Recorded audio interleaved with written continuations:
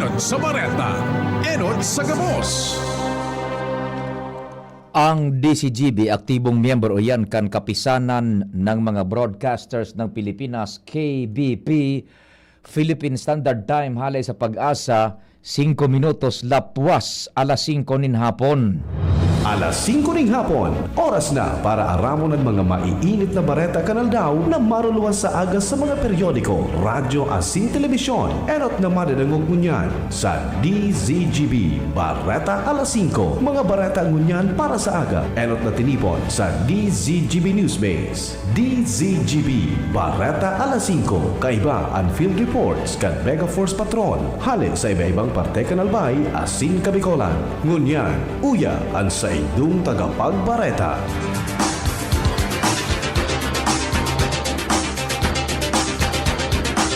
Diyos marhay na hapon sa pangaran kan Newsbase asin kan Mega Force Patrol. Ako po ang sa indong magiging tagapaghatod bareta si Pio Fernandez.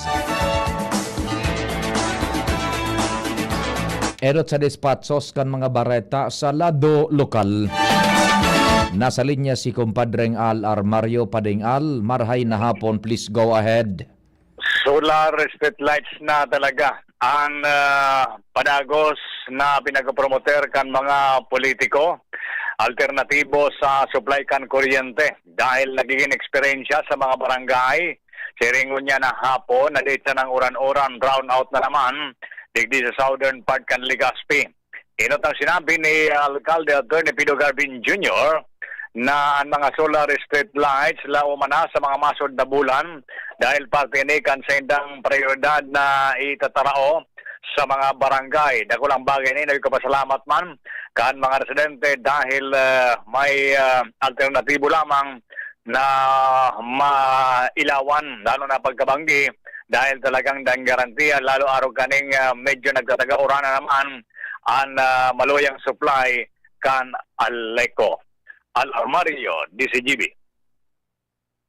Ang baretang ini hatod sa Indokan. Plemex. Pag may ubo o hika, Plemex agad. Basta lagundi, Plemex. Thank you so much, Kumpadreng Al. Ngunyan sa detalyes kan bareta sa lado nasyonal, nagpaabot nin enhorabuena si Vice Presidente Sara Duterte sa mga tugang na Muslim ngunyan na Idil Adha. Sa iyang mensahe ipinahayag ni VP Sara na nasabing okasyon maserbing pagirumdum sa kahulugan kan sakripisyo pangadyasin karahayan para sa pangural daw na buhay. Sinabi man kan Vice Presidente ng Idil Adha nagiserbing pagirumdum ning kusog buot asin malasakit sa kapwa na importante ngunya na panahon.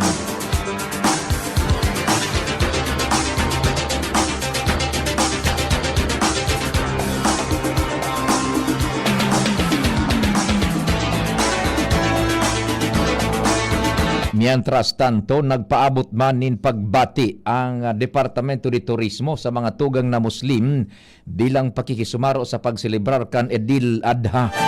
Sigun kay Tourism Secretary Cristina Frasco, magsiserbi ining simbolo kan katrangkiluhan, pagkakasararo asin pagrumdum kan Feast of Sacrifice kan mga Muslim. Sinabi ni Frasco na padagos pang papalawigon an halal Muslim-friendly tourism destination sa manlain-lain na parte kan Pilipinas, kasunod kan pagsiguro na mapapangatamanan ang kultura kan komunidad kan mga Muslim. Mientras tanto, hinagad naman kan DOT ang pagkasararo sa gabos kan mga Pilipino para sa marhay na komunidad. Sa iba pang bareta, nanutaran kan Philippine Navy ang sarong Chinese warship harani sa Panata Island sa West Philippine Sea kasubagong aga Hunyo 6. Sigun sa report, ang Maanshan Jiangkai 2 class frigate kan Philippine Liberation Army o kay kan People's Liberation Army o PLA Navy na may bow number 525 iyon nahiling sa kadagatan sa palibot kan Panata Island mantang nagaigwaning maritime patrol ang Philippine Navy.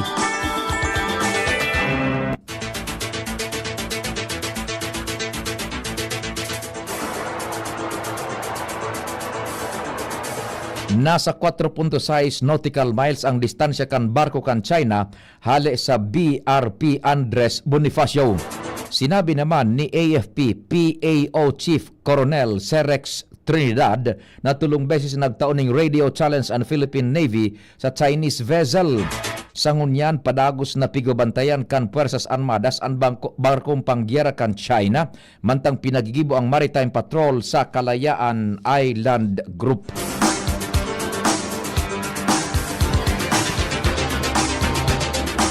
Pinagkonfirmar kang National Bureau of Investigation o NBI asin ni abogado Ferdinand Topacio saro sa mga abogado ni dating Congressman Arnulfo Teves Jr. na mahampang giraray sa korte si Teves para sa saiyang arraignment. Gigibon ini sa Martes, Hunyo 10, alas 2 din hapon sa Manila Regional Trial Court Branch 51. Sigun kay abogado Topacio, saro sa hampangon arraignment kan sa iyang mga kliyentes an may kinaaraman sa kasong panggagadan kay Negros Oriental Governor Roel Degamo asin iba pa kan taon 2023. Matatandaan na ipinaluwas ang not guilty plea kan presiding judge kan Manila RTC matapos na magselensyo si Teves sa kasong illegal possession of firearms and explosives. Enot nang sinabi kan kampo ni Teves, siring man kan Departamento de Justicia, nayawnan sa indang paglaom na magiging makaskas ang proseso kan pagdadangog kan kaso. Nakareceive ang COMELEC nin mas diit na kaso ning vote buying asin vote selling kan nakaaging eleksyon. Sigun sa COMELEC, Committee on Contrabigay o CKB, igwang ning maabot sa 1,126 na insidente ning vote buying asin vote selling ang nairehistro sa ahensya para sa eleksyon na mas diit sa 1,200 na naireport kan 2022 na nakaaging eleksyon. Ang mga rehiyon na igong pinakanghalangkaw na numero ning reklamo, iyan Rehiyon 3, Rehiyon 4A, NCR asin Rehiyon 5, kasabay naman ang Rehiyon 1. Magigirumduman na kan Pebrero, sinabi kan COMELEC na mapautob sinda nin makusog na mga lakdang para pugulan ang vote buying asin vote selling. Nakipagtabagan man ini sa mga e-wallet applications arog kan GCash asin Paymaya tanganing malabanan ang vote buying sa pagikan digital transactions.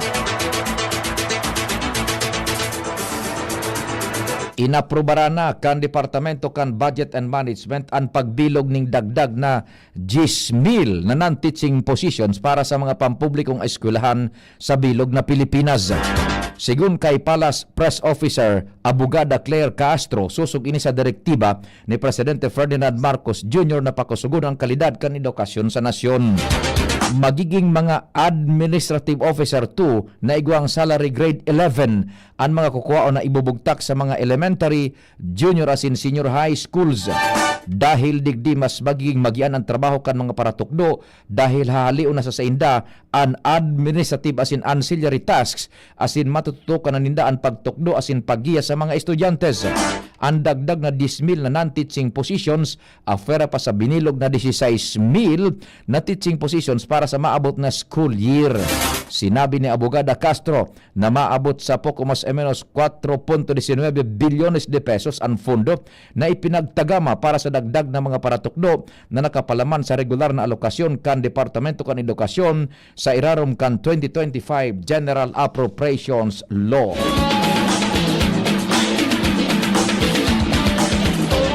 Lauman giraray ang paglangkaw sa presyo kan mga produktong petrolyo sa masunod na semana. Sigun sa Departamento kan Enerhiya, base ini sa apat na aldaw na trading kung sa piglalauman na 15 sentimos at 60 sentimos ang dagdag na presyo sa gasolina. Mentras na may dagdag man na 50 sentimos at 90 sentimos sa presyo kan krudo. Sa kerosene may dagdag man na 25 sentimos at 40 sentimos para kada litro. Ang pigasabing nakaapekto sa aumento kan presyo ng petrolyo iyon dahilan sa padagos na tensyon entre kan Russia at Ukraine maging ang nagpapadagos the wildfires sa Canada. Maboltan detalyas kan mga bareta apakalis kan nagkapirang pagirumdom. Pre, makinig ka muna. Payong kaibigan lang ha. Work hard, play hard. Yan ang motto ko dati. Pero nakakapagod din pala katagalan. Sa gitna ng lahat ng mga puyat, inom at pagkain ng masasarap, kasama na ang oily at fatty foods, kailangan pa ring bantayan ang kalusugan. Tamang kontrol ang kailangan. Katuwang ko, ang Liverade. May silimarin na maaring makatulong protektahan ang atay. Cheers to more good times. Be a liver lover. Mahalagang paalala, ang Liverade ay hindi gamot at hindi dapat gamitin paggamot sa anumang uri ng sakit. Ang good drinks at good food, perfect combo. Isama pa ang Liverade para sa kalusugan ng atay. Mabibili sa mga leading drugstores nationwide.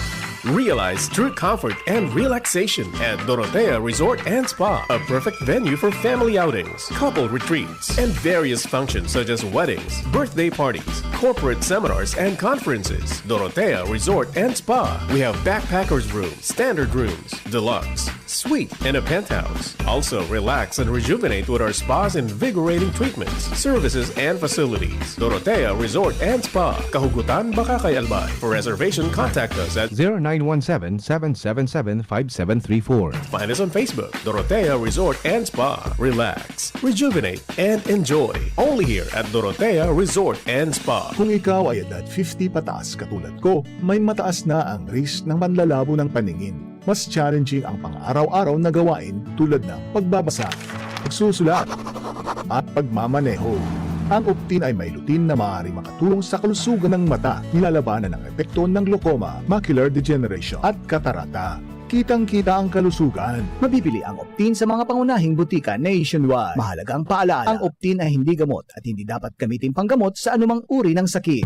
Naghahanap ka ng kabalikat sa asenso at taman ang urig mo asin mag-asenso ang negosyo. May Uno Plus na kalidad, mag-Uno Plus, mag-Uno Plus. Sa imong mauwag, serbisyong totoo, produktong garantisado. Ang Uno Plus asin urig mo, ang gabat na gusto. Uno Plus matabang sa imo. May Uno Plus na kalidad, mag-Uno Plus, mag-Uno Plus. Sa imong mauwag. Sa Uno Plus, kalidad na masasarigan mo, serbisyong swak sa imo. Magbisita sana sa Uno Plus Facebook page. Attention! Attention! Mga paraantabay, may marhay na bareta! Ang DZGB nasa cellphone na!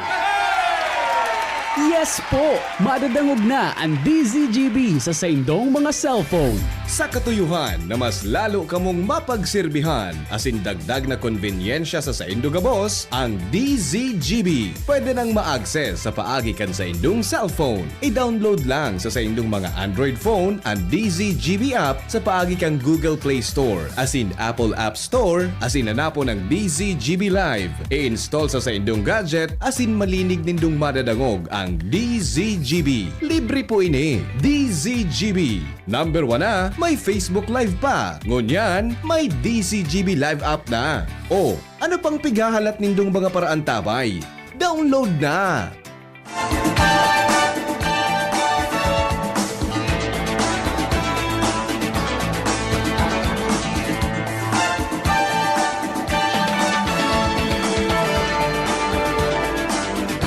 Dagdagan tan detalyes kan mga bareta sa lado lokal. Nasa linya si Chief Jimmy Nasalita. Chief Jim Pade, good afternoon. Please go ahead. Nasa paghahanda sa Ngunyan ang Deputy Albay sa pagsabing National Kick-Off Ceremony para sa 2025 Brigada Eskwela isasagibo digdi sa probinsya ni Albay. Ang venue kan seremonya duman sa Bakakay East Elementary School sa 1st District kung saan igwanin na mga aktibidad na isasagibo ang DepEd, partikular ang DepEd Secretary, Undersecretary ka Sarabay, kabilang si DOH Secretary Herbosa. Ini ang informasyon na nakalap kan DCGB nyo sa pakipag-ulay niya tungunyan kay Sir Flor Tena ang tagapagtaram kan DepEd Division of Albay. First time ini na national kick-off sa Brigada Eskwela gigibuhon digdi sa Albay mantang anuman na mga aktibidades na nangyayari sa seremonya sa maabot na Lunes, Hunyo 9, live na mahiling sa DepEd Central Office sa pagikan mga sopistikadong ekipahe online. Idinagdag pa ni Sir Flortena sa rupang bibisitahon kasi sa itinerary ang mga halangkaw na opisyal kan DepEd asin kan DOH Secretary iyo an nasulong Gabaldon Building digdi sa Kamalig North Central School kung kaya sa ngunyan sibot-sibot an na mga taga-DepEd Albay sa preparasyon sa maabot na Lunes dahilan ta dakulang aktibidad na nakatala na mangyari digdi sa DepEd Albay sa maabot na Hunyo 9. Mga dagdag na barita, Jimmy Nasalita, DCGB News. Thank you so much, Chief Jimmy. Mientras tanto, aprobado na kan Kamara de Representantes sa ikatulo asin pinal na pagbasa ang propestong palawigon ang sakop kan mga pribilehiyo asin benefisyong para sa senior citizens. Day nagkontra sa pag-aprobar kang House Bill numerado 11400 na nakakuaning 177 boto sa sesyon kang plenaryo kan nakaliis na aldaw. Aamyendaran kan propuesto ang Expanded Senior Citizens Act o Akta Republika numerado 7432 tanganing isabay sa 20% senior citizens discount ang pagbakal online man o offline, direct man o indirect o nag-agi sa third party platform nin bulong, food supplement as in vitamins, health professional fees, golf and country club services, transport network services, as in toll fees sa skyways as in expressways. Initaas man kan propesto sa 15% ang presenteng 5% diskwento na itatao sa konsumo sa kuryente as in tubig kan senior citizens na nagkukonsumo ning dai sa masobra sa 200 na kilowatt hours as in dai man masobra sa 50 metro kubiko na konsumo nin tubig. Ang billing statement iyo ang dapat nakapagngaran sa senior citizen. Tatawan man ang mga senior citizens kan exemption sa Unified Vehicular Volume Reduction Program o Number Coding Scheme, pero dapat sindaan nakalunad sa pribadong vehikulo. Kaibanan sa propesto ang pagtaunin parking fee exemption sa gabos na senior citizens asay ng piglulunada na maparada sa commercial o government establishment na nagsisingil nin parking fees.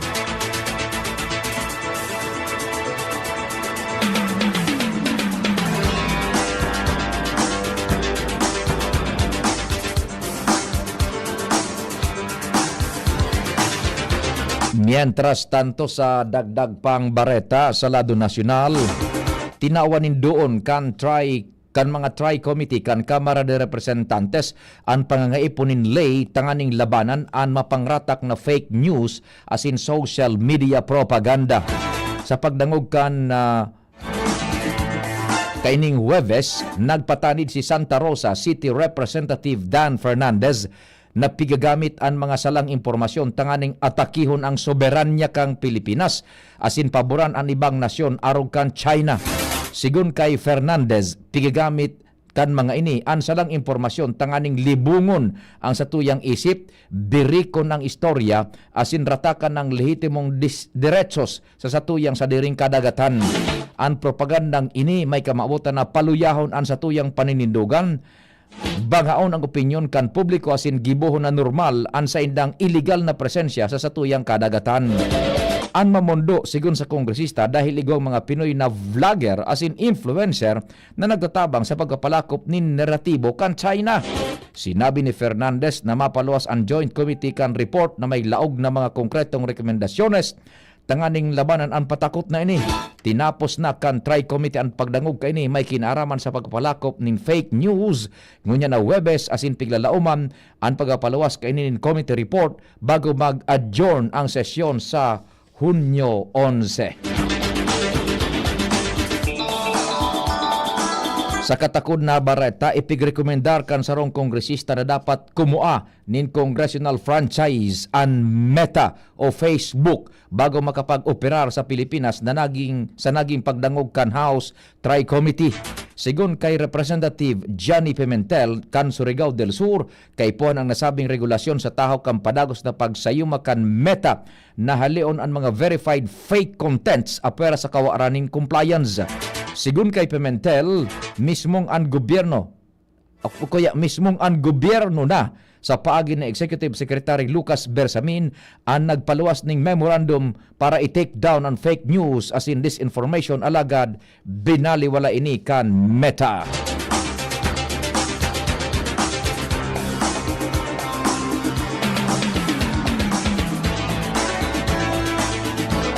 Mientras tanto, nag-abang na sa maabot nag-abang na sa maabot na 860,000 na pasyente ngunya na taon ang bagong Urgent Care Ambulatory Services o BUCAS centers kan Departamento de Salud sigun kay Health Secretary Teodoro Herbosa. Sinabi ni Herbosa nagabos na 51 BUCAS centers sa bilog na Pilipinas, padagos na nagsiserbi sa mga Pilipino sa pagikan pag-ofresir ning dagdag na serbisyong pangsalud tanganing malikayan ang mas halabang linya sa mga ospital kang DOH. Ang bukas parte kan kamautan kan Departamento kan Salud na mas mamatean kan mga namamanuaan ang Universal Health Care. Magigirumduman na binuksan ang primerong bukas center sa Santo Tomas, Pampanga kan Marso 2024. Sa ultimong detalyes kan Bareta, nasilyuhan kan Pilipinas ang $25 milyones na pandemic fund hali sa World Bank. Ini kasunod kan pag-atindir ni Health Secretary Ted Herbosa sa World Health Assembly sa Geneva, Switzerland kung saan pinirmahan man ang nagkapirang pandemic agreement. Sa Malacanang press briefing, sinabi ni Herbosa na nako ang pundo kang Pilipinas iyon may kamautan na pakusugon ang kahandaan ka nasyon laban sa pandemya na pagkasunduan man sa Assembly na ang pagkakapantay-pantay kan mga nasyones pag-abot sa akses sa bakuna, bulong as in test kits sa panahon kan pandemya. Sa irarom kan pandemic agreement, iyon masisigurong kaibanan ang Pilipinas sa makakaresibi nin atab na patanid as in makaskas na balyuhan nin informasyones. Sa pangarang ka nagsururat kan informasyon sa pangenot po yan ni News Director Mardela, Jen Matthew Baliran, Mega Force Patrol. Sa pangaran man kang technical control ni Pading ni June Napolis, Jerome Nico Martinez sa IT. Ako po si Pio Fernandez. Salamat. Barhay na hapon. Radyo Balagon Kaito, DCGB Ngunyan, Anaino.